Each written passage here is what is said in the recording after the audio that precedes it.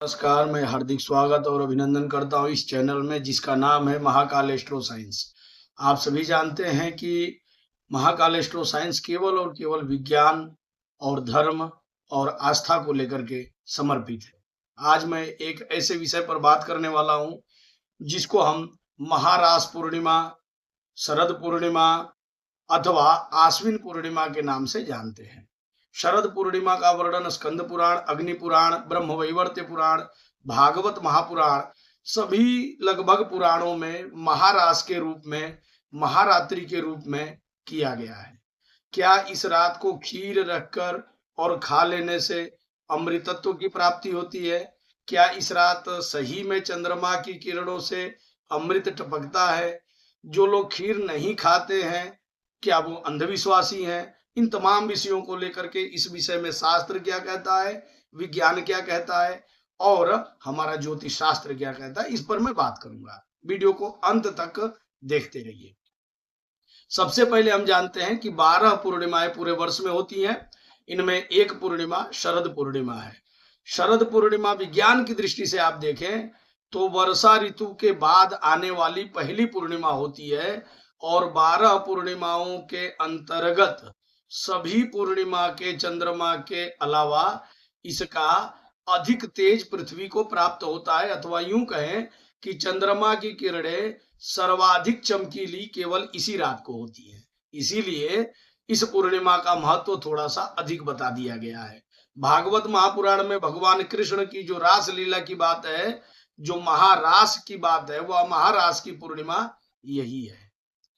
विज्ञान मानता है कि चंद्रमा से औषधीय किरणें निकलती हैं और आप चराचर जगत में पूरे वेद आपका कहता है कि चंद्रमा औषधीनाम पति। जितनी भी औषधियां हैं, जितने भी मेडिसिन प्लांट्स हैं, इन सब का कारक चंद्रमा होता है। इसीलिए तो दूध वाले पेड़ जितने हैं, वह पीपल हो, वह बरगद हो, बट सावित्री की पूजा हो, पितरों की पूजा हो, यहाँ तक कि पनस जिसको कटहल कहते हैं, उस पर कटहल के पत्ते पर भी पितरों को पिंडदान इत्यादि का विधि है, नाग के पूजा का विधान। तो ये दूध वाले जितने पेड़ हैं उन पर चंद्रमा का विशेष प्रभाव है और इसीलिए यह पूर्णिमा विशेष बन जाती है, क्योंकि शरद ऋतु की यह शरद पूर्णिमा जो आश्विन महीने की पूर्णिमा है, अश्विनी नक्षत्र से संबंधित है। देवताओं का वैद्य जो अश्विनी कुमार है, उसी की यह रात्रि है और वैद्य आपको दीर्घायु प्रदान कर सकते हैं, आपको निरोगी बना सकते हैं। तो इस रात दूध ही क्यों रखते हैं और चावल ही क्यों रखते हैं, खीर क्यों बनाते हैं?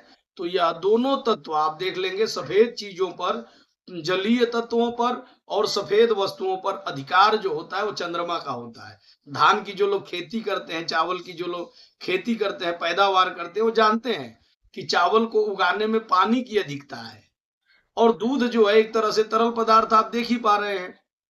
तो इन दोनों को रात्रि में रखने पर ये आपको अमृत तत्व की प्राप्ति, चंद्रमा की किरणें उसमें आती हैं। लेकिन केवल खीर खाने से अमृत तत्व आपके जीवन में नहीं बढ़ेगा। इस पूर्णिमा की कुछ और बातें। इस पूर्णिमा को आपको हल्के वस्त्र पहन के और चांदनी किरणों में बैठना है। पुराणों में, वेदों में, शास्त्रों में इसको ज्योत्सना स्नान कहा है। आपकी पूरी बॉडी पर चंद्रमा की किरणें जितना अधिक पड़ेंगी वह ज्योत्सना स्नान होगा, चांदनी स्नान होगा। निश्चित रूप से उसको कीजिए। खीर को भी आप खुले में रखिए। खीर को कम से कम 3 से 4 घंटे रखने हैं। 5 मिनट रख के हटा लेने से अमृतत्व की प्राप्ति नहीं होती है। वैसे तो यह पूरी रात रखनी चाहिए खुले स्थान में, लेकिन इस बार भद्रा का भी साया पड़ रहा है, तो भद्रा के समय में रखा हुआ खीर और वो भक्षण करना अमृत तत्व को अथवा दीर्घायु तत्व को अथवा आपके स्वास्थ्य की वृद्धि को किस प्रकार से कर पाएगा? तो इसीलिए आपको जानना जरूरी है कि यह जो इस बार की शरद पूर्णिमा है, ये 6 अक्टूबर को दोपहर 12:53 से शुरू होगी और 7 अक्टूबर को सुबह में 9:30 बजे तक रहेगी। लेकिन भद्रा का जो साया है वो रात के 10 बजे तक 10:52 तक भद्रा रहेगा। तो आपको जो खीर बनानी है वो भद्रा के पहले बनाइए या फिर भद्रा के बाद बनाइए। और जो छत पर रखने की बात है 10:52 रात के बाद आप रखिए और उसके बाद से आप पूरी रात देर तक रहने दीजिए। और यदि भक्षण करके खा करके आप सोना चाहते हैं तो थोड़ा देर रात तक आपको जगना पड़ेगा। देखिए, प्रकृति के नजदीक आपको रहना है, शास्त्र के अनुकूल कार्य करना है तो थोड़ा सा परिश्रम भी करना पड़ेगा। तो आप देर तक खीर को रखें, रात को 10:52 के बाद ही रखें, उसके पहले ना रखें। और उसके बाद से आप जितना हो सके ओम सोमाय नमः अथवा ओम कुबेराय नमः या अश्विनी कुमारेभ्यो नमः इस मंत्र का जप करें। अश्विनी कुमारों को प्रणाम करें, धन के देवता कुबेर को प्रणाम करें, शारीरिक स्वास्थ्य और अभिवृद्धि देने वाले भगवान सोम को प्रणाम करें। इस प्रकार से यदि आप इस शरद पूर्णिमा को खीर रखते हैं और उसका पान करते हैं, उसको भक्षण करते हैं, भगवान सोम की, कुबेर की और अश्विनी कुमारों की कृपा आपके जीवन में निश्चित रूप से बनी रहेगी।